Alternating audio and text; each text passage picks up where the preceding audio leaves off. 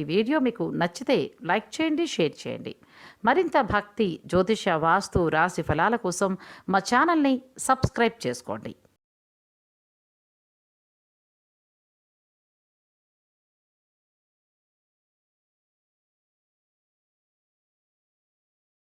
ఓం కళ్యాణాద్భుతగాత్రాయ కామితార్థప్రదాయినే శ్రీమద్వేంకటనాథాయ శ్రీనివాసాయ మంగళం. ఆదిత్యాయ సోమాయ మంగళాయ బుధాయ చ గురుశుక్రశనిభ్యశ్చ రాహవే కేతవే నమః. వాగర్ధావసంపృక్తౌ వాగర్థ ప్రతిపత్తయే జగతః పితరౌ వందే పార్వతీ పరమేశ్వరౌ. శ్రీకళ్యాణ వెంకటేశ్వర పరబ్రహ్మణే నమో నమః. ఆదిత్యానవగ్రహదేవతా పరబ్రహ్మణే నమో నమః. శివాయ గురవే నమః. ప్రేక్షకులందరూ కూడా నమస్కారము. నేను మీ హరిహర శర్మ. ముందుగా ప్రేక్షకులందరూ కూడాను శ్రీ క్రోధినామ సంవత్సర ఉగాది శుభాకాంక్షలు తెలియజేస్తూ, ఈ సంవత్సరం అంతా కూడాను మీరు అనుకున్నటువంటి ప్రతి పనిలో కూడాను కార్యసిద్ధి నెలకొని సుఖ సంతోషాలతో సిరి సంపదలతో సుఖజీవనాన్ని కొనసాగించాలని చెప్పేసి ఆ కళ్యాణ వెంకటేశ్వర స్వామిని మనస్ఫూర్తిగా ప్రార్థిస్తూ ఉగాది రాశి ఫలితాలను మనం తెలుసుకుందాం.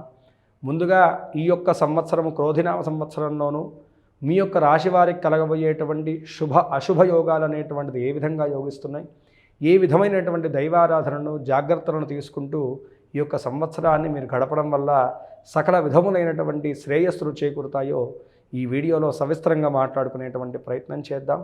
ముందుగా గ్రహస్థితిని మనం గమనిద్దాం.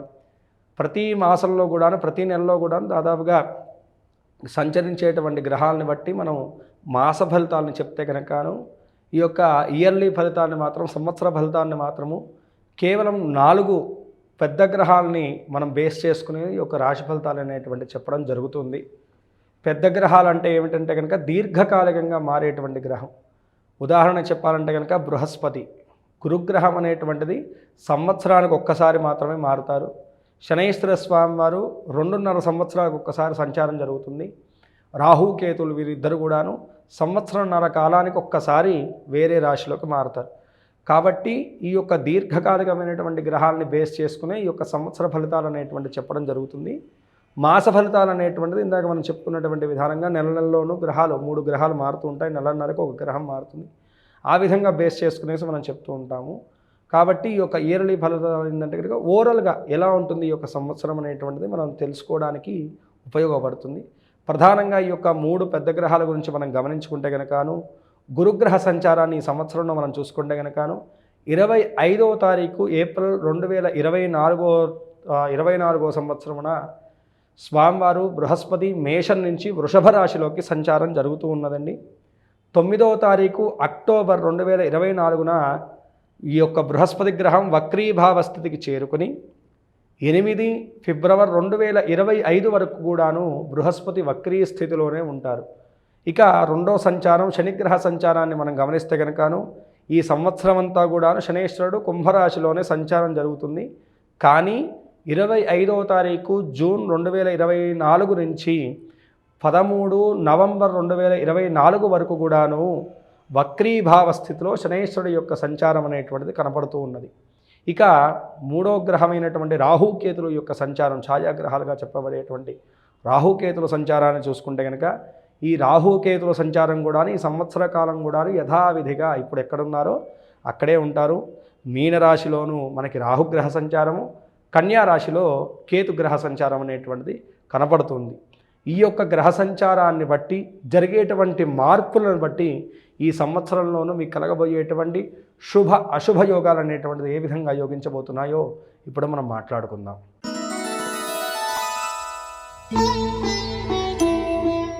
మీనరాశి వారికి యొక్క క్రోధినామ సంవత్సర జాతక ఫలితాలు మనం గమనించుకుంటే కనుక ఆదాయం 11, వ్యయం 5, రాజపూజ్యం 2, అవమానం 4. ఈ యొక్క సంవత్సరము మీనరాశి వారి యొక్క జాతక ఫలితాల్లోనూ ప్రధానంగా గ్రహ సంచారాలను మనం గమనించుకుంటే కనుక సూర్యగ్రహ సంచారము 13వ తారీఖు 4వ నెల 2024 నుండి మనకి ఉగాది నుంచి కూడాను ఈ యొక్క సమయం వరకు కూడాను జన్మస్థానంలోనూ ఈ యొక్క సూర్యగ్రహ సంచారం జరుగుతూ ఉండడం వల్ల ఆరోగ్య భంగం వాటిల్లేటువంటి సూచనలు ఉన్నాయి. అలాగే మనకి ఆత్మస్థైర్యాన్ని కోల్పోతుంటారు. నిరంతరం కూడా ఏదో తెలియనటువంటి భయం వెంబడిస్తూ ఉంటుంది.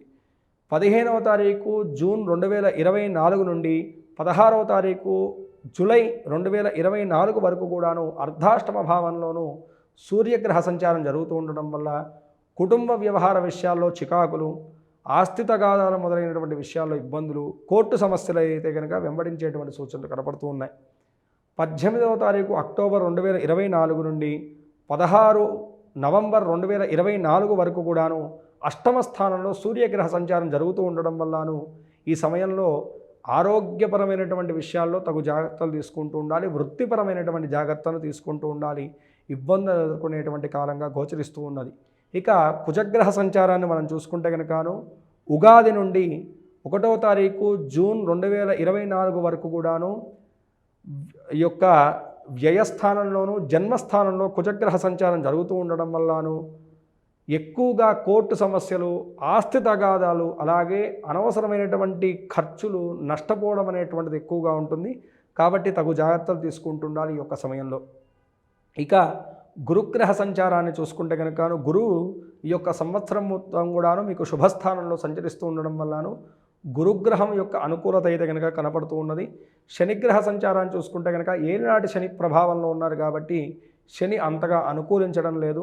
ఇక రాహుకేతుల యొక్క సంచారం చూసుకుంటే కనుక జన్మస్థానంలో రాహుగ్రహ సంచారం, సప్తమంలో కేతుగ్రహ సంచారం కూడాను అంతగా అనుకూలించట్లేదు.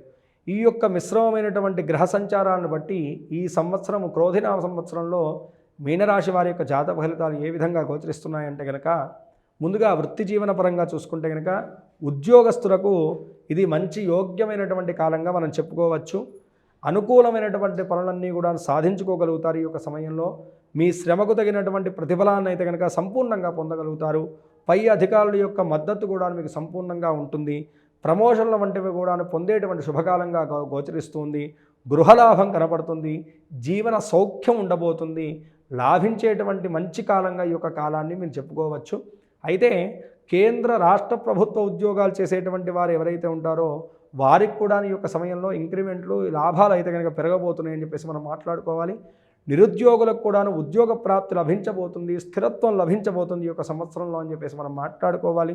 పర్మనెంట్ వర్కర్గా మారదాం అనుకునేటువంటి వారికి కూడాను ఈ యొక్క సమయంలో ఉద్యోగం పర్మనెంట్ అయ్యేటువంటి సూచనలు కనపడుతున్నాయి. కాంట్రాక్టర్ పనిచేసేటువంటి వారికి కూడా స్థిరత్వం ఏర్పడబోతుంది. ప్రైవేట్ కంపెనీల్లో పనిచేసేటువంటి వారికి కూడాను యాజమాన్యం తరపున మంచి మద్దతు అయితే కనుక ఉండబోతుంది.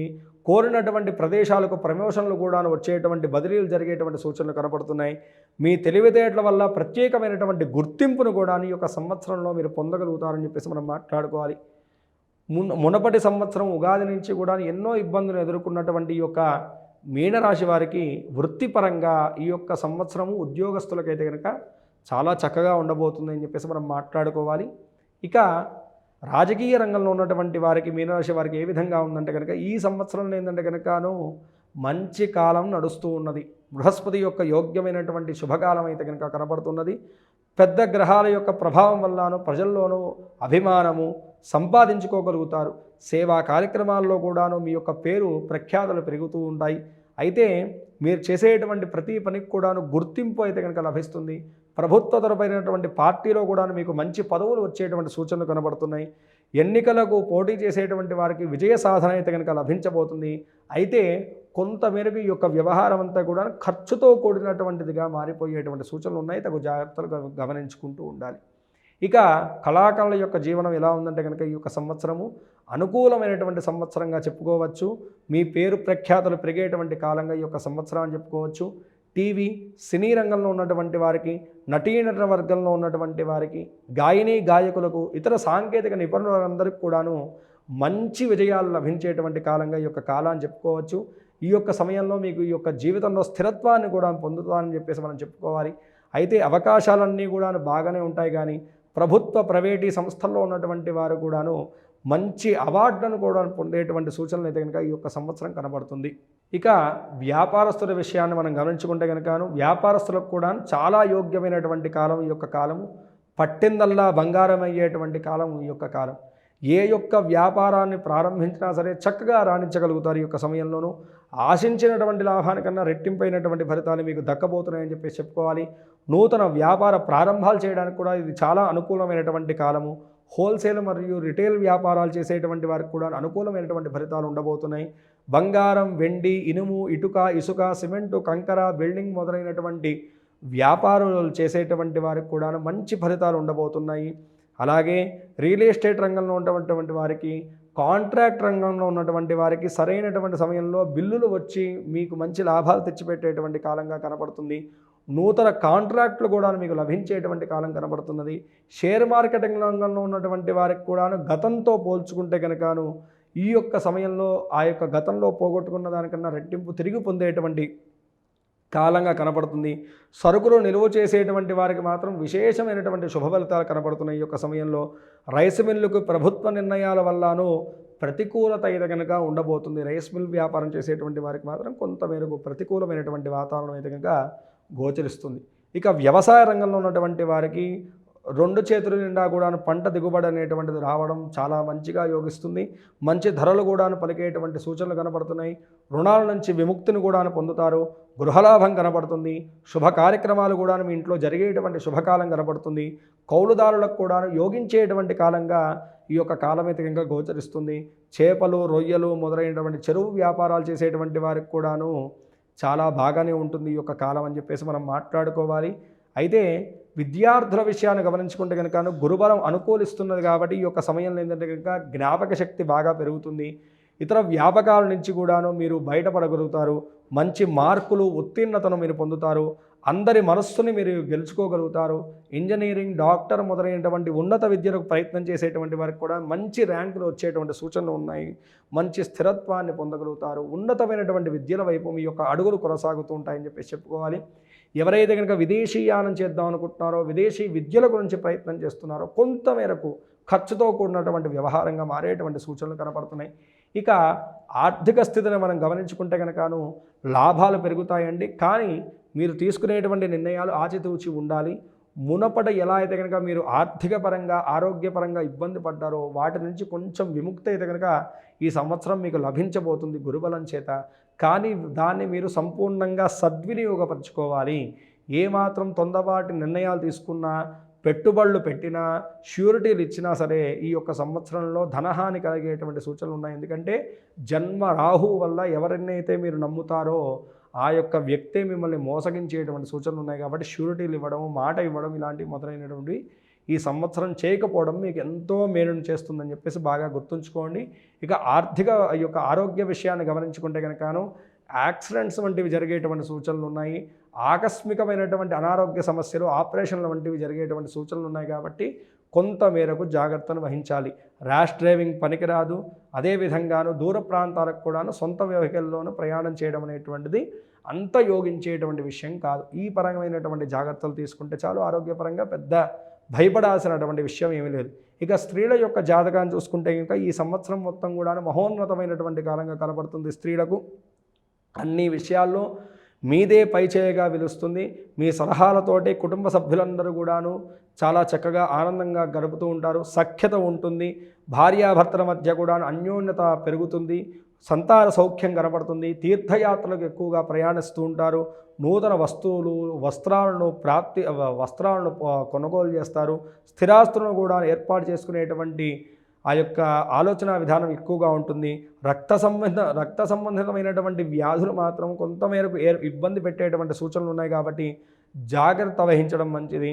ఉద్యోగం చేసేటువంటి వారికి ప్రమోషన్లు వచ్చేటువంటి సూచనలు ఉన్నాయి. వివాహం కానటువంటి వారికి ఈ సంవత్సరం తప్పకుండా వివాహం జరిగేటువంటి సూచనలు కనపడుతున్నాయి. గర్భిణీ స్త్రీలకు ఫ్రీ డెలివరీ అయ్యేటువంటి సూచనలు కనపడుతున్నాయి. పుత్ర సంతాన ప్రాప్తి కలిగేటువంటి సూచనలు ఉన్నాయి. గతంలో విడిగా ఉన్నటువంటి భార్యాభర్తలు కూడా తిరిగి ఒకటయ్యేటువంటి సూచనలు ఈ సంవత్సరంలో సుస్పష్టంగా కనపడుతుంది. పూర్తి స్థాయిలో చూసుకుంటే కనుక మునపటి సంవత్సరం కన్నా మీనరాశి వారికి ఈ యొక్క నూతన ఉగాది సంవత్సరం అనేటువంటిది ఊరటను కలిగించేటువంటి సంవత్సరంగా మనం చెప్పుకోవచ్చు. అయితే 80% మంచి ఫలితాలు ఉన్నాయి. ఆ యొక్క 20% ఉన్నటువంటి గ్రహస్థితి కొంతమేరకు అనుకూలించట్లేదు. కాబట్టి ఈ సంవత్సరం ఎక్కువగా మీరు శనివారం, మంగళవారం దీక్షను ఆచరించడం చాలా మంచిదండి. ప్రతి మంగళవారం శనివారం ఉపవాస దీక్షను చేస్తూ ఒకటే పూట భోజనం చేయడం అనేటువంటిది చాలా మంచిది. దగ్గరలో ఉన్నటువంటి శివాలయాన్ని కానీ కాలభైరవ స్వామి వారి యొక్క దేవాలయాన్ని దర్శించడం అనేటువంటిది చాలా మంచిది. శివసేవను ఎక్కువగా చేయడం వల్లను ఈ యొక్క ప్రభావాలన్నీ కూడా తగ్గిపోతాయండి. ఈ సంవత్సరం ఖచ్చితంగా మీరు రాహుకి శనికి తగు జపశాంతులు ఆచరించడం వల్ల ఈ చిన్నపాటి ఇబ్బందులు కూడా తొలగిపోయేసి మీ యొక్క వృత్తిపరంగా వ్యవహారపరంగా కుటుంబపరంగా సర్వదా మీకు శుభము ఉన్నతి చేకూరుతుందని చెప్పేసి ఇక్కడ సూచించేటువంటి విషయం. ఈ రాశివారు పై తెలిపినటువంటి చిన్నపాటి జాగ్రత్తలు వహిస్తూ చెప్పినటువంటి దైవారాధనను అనుసరిస్తూ మీకున్నటువంటి గ్రహదోషాలన్నీ కూడా అధిగమించి ఈ యొక్క నూతన సంవత్సరంలో నూతన జీవితాన్ని సుఖ సంతోషాలను సంపూర్ణంగా పొందాలని చెప్పేసి మనస్ఫూర్తిగా ఆ యొక్క పరమేశ్వరుని ప్రార్థన చేస్తూ సెలవు. సర్వే జనా సుఖినో భవంతు, లోకా సమస్తాః సుఖినో భవంతు. వీళ్ళెవరికన్నా మీ పర్సనల్ జాతకం తెలుసుకోవాలంటే కనుక కింద స్క్రోల్ అవుతున్నటువంటి నెంబర్ని సంప్రదించడం వల్ల నా అపాయింట్మెంట్ దొరుకుతుందండి. తప్పనిసరిగా మీ యొక్క జాతక పరిశీలన చేసి మీకు కలుగుతున్నటువంటి ప్రభావాన్ని గ్రహ ప్రభావాన్ని బట్టి దానికి తగినటువంటి పరిష్కార మార్గాన్ని నేను తప్పకుండా చూపెట్టగలుగుతాను. వీడియో చూసినందుకు ధన్యవాదములు. ఈ వీడియో మీకు నచ్చినట్లయితే లైక్ బటన్ క్లిక్ చేయండి. మరిన్ని వీడియోలు పొందాలంటే దయచేసి సబ్స్క్రైబ్ చేయండి. మీ సూచనలు సలహాలు తప్పక తెలియచేయండి.